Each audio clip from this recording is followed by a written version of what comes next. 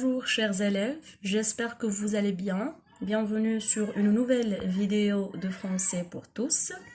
Cette vidéo est conçue pour les lycéens, pour les élèves du tronc commun et surtout pour pour tous les autres niveaux parce que j'ai vu que la majorité des élèves confondent entre le type et le genre d'un texte. Ça veut dire qu'ils ne font pas la différence entre ce qu'un type de texte et le genre du texte. C'est pour ça que nous allons commencer cette séance par définir le type de texte. Suivez avec moi et soyez attentifs.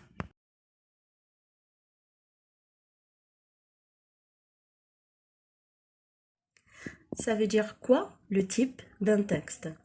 Un type est une catégorie de classement de texte fondée sur les critères linguistiques employés dans le texte même. Ça veut dire quoi? Ça veut dire que on peut dire que le type d'un texte, c'est le style employé par l'auteur, ou bien c'est le but pour lequel l'écrivain écrit un texte. Est-ce qu'il écrit ce texte, par exemple, pour décrire, pour narrer, ça veut dire pour raconter une histoire? Est-ce qu'il écrit ce texte pour donner des conseils, pour expliquer un phénomène et ainsi de suite? Alors, on peut déduire que pour identifier le type d'un texte, il est nécessaire de le lire. Ça veut dire on ne peut pas identifier le type d'un texte à partir seulement de sa forme, contrairement au genre. Alors, passons maintenant au genre d'un texte. Ça veut dire quoi, le genre d'un texte?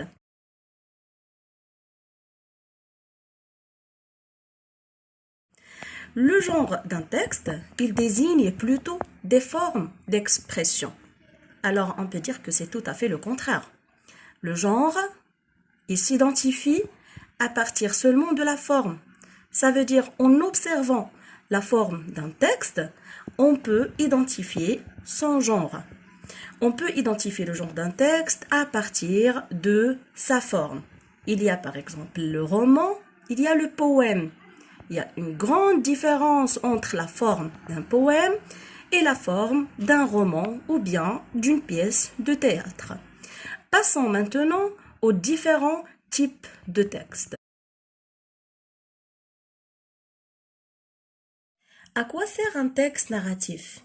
Évidemment, comme son nom l'indique, il sert à narrer, à raconter une histoire réelle, vécue ou imaginaire. Quelles sont donc les caractéristiques du texte narratif? Les caractéristiques du texte narratif, ça veut dire comment peut-on identifier un texte narratif? Comment on peut le reconnaître? On peut identifier le texte narratif grâce à la présence des personnages. Alors on trouve dans le texte narratif des personnages qui jouent un rôle. Il y a des personnages principaux, il y a des personnages secondaires. On peut également reconnaître un texte narratif grâce aux indicateurs spatio-temporels. Évidemment, cette histoire se passe quelque part et à un moment donné. Alors, il y a où et quand. Où et quand sont des repères spatio-temporels. Alors, quand on dit ici spatio-temporel, nous avons spatio, ça vient de espace, ça veut dire le lieu. Alors, dans l'histoire, nous allons trouver la réponse à la question où, ça veut dire où se passe l'histoire.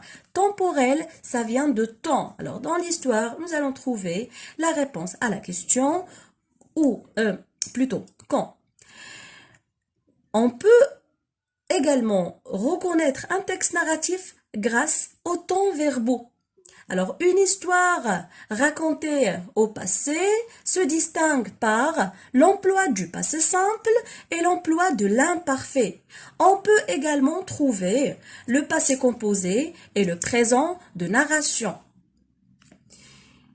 Le texte narratif se distingue aussi par sa structure. Il y a ce qu'on appelle le schéma narratif. Alors, dans chaque histoire, ou bien dans chaque texte narratif, on trouve un début, c'est la situation initiale, ou bien c'est la situation stable, la situation calme. Il y a l'événement perturbateur, il y a les événements ou bien les péripéties et à la fin de l'histoire, nous avons la situation finale. Alors on peut dire que le texte narratif, il se distingue surtout par sa structure narrative. Passons maintenant au texte descriptif.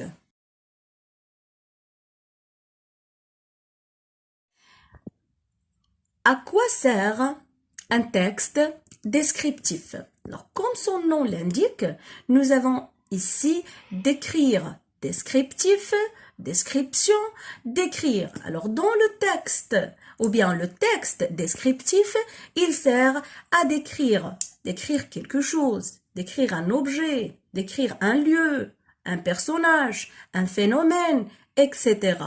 Quelles sont donc ces caractéristiques? On trouve toujours l'emploi de l'imparfait dans le texte descriptif et également l'utilisation d'un vocabulaire précis. Passons maintenant au texte prescriptif. Alors, ici, j'ai expliqué le texte descriptif brièvement parce que c'est facile à identifier un texte descriptif seulement par l'emploi de l'imparfait.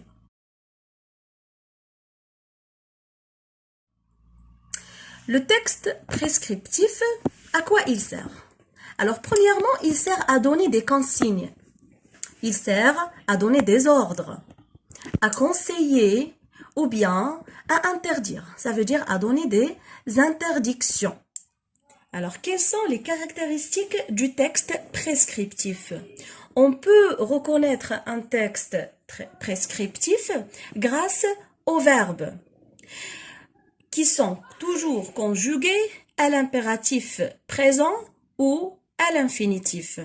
On peut également reconnaître le texte prescriptif grâce à l'expression de l'obligation. On trouve toujours il faut plus infinitif. Merci pour votre attention. J'espère que maintenant vous pouvez distinguer entre le type et le genre de texte. Et vous pouvez également identifier les différents types de textes, même si dans cette partie, nous avons cité seulement 3 types. Nous avons vu le texte narratif, ses caractéristiques, le type descriptif et le type prescriptif. On verra les autres types dans la deuxième partie de cette séance. Alors, si vous avez aimé cette vidéo, abonnez-vous, cliquez sur j'aime et partagez avec vos amis.